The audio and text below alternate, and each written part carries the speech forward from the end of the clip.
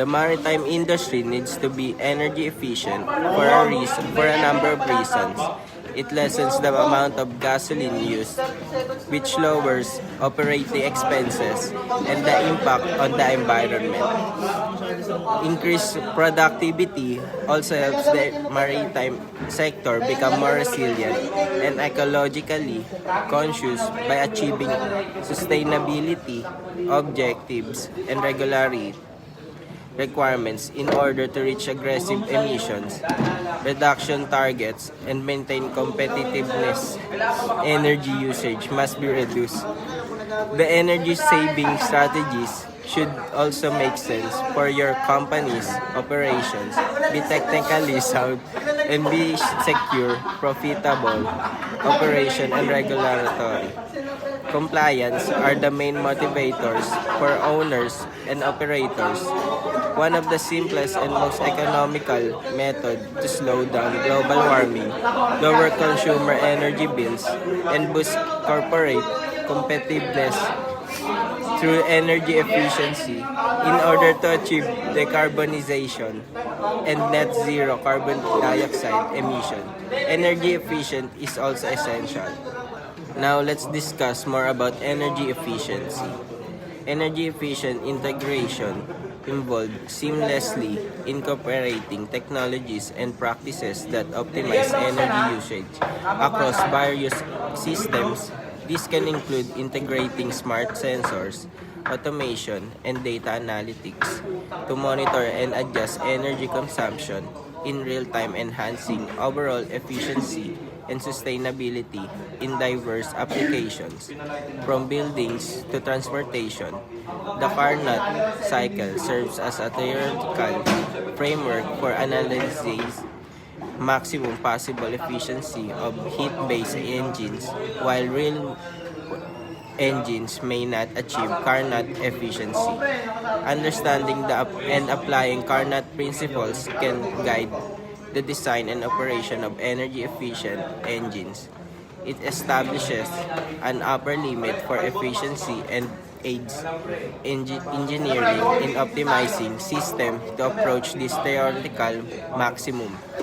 FinX, presumably an innovative technology or company, could advance nautical propulsion by introducing more efficient and sustainable propulsion system for marine vessels.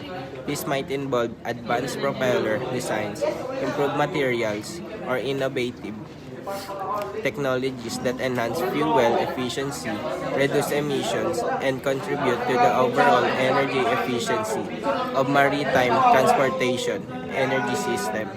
Integration and ESI involves the coordination and optimize of various energy sources, technologies, and systems to create a more efficient and sustainable overall system. Infrastructures, it encompasses the seamless integration of renewable energy resource, storage solution, demand response, and smart grid technologies to enhance reliability, reduce environmental impact, and improve the overall performance of energy systems. It refers to the holistic approach of coordinating and optimizing diverse energy sources and technologies for enhanced efficiency and sustainability within the unified energy system. Exactly. The Energy Efficiency Design Index assesses how efficiently a ship is constructed, focusing on its design and specification.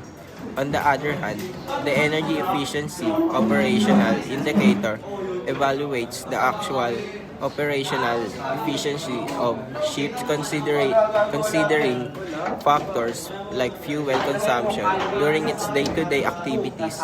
Together, they provide a comprehensive view of vessels' overall energy performance. The International Maritime Organization, or we can say IMO, play a pivotal role in promoting ship energy efficiency.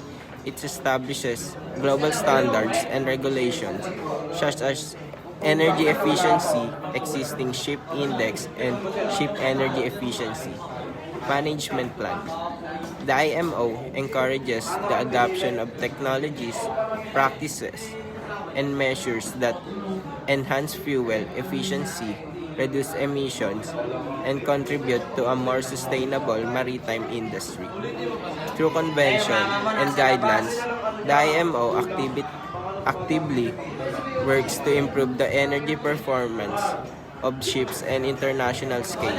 The improvement of energy efficiency in ships involves implementing various technologies such as advanced propulsion system, optimized hull design, waste heat recovery, smart ship systems, LNG as fuel, solar and wind power, energy storage, and shore power connections. This innovation contribute to reduce fuel consumption, lower emissions, and overall sustainability in the maritime industry.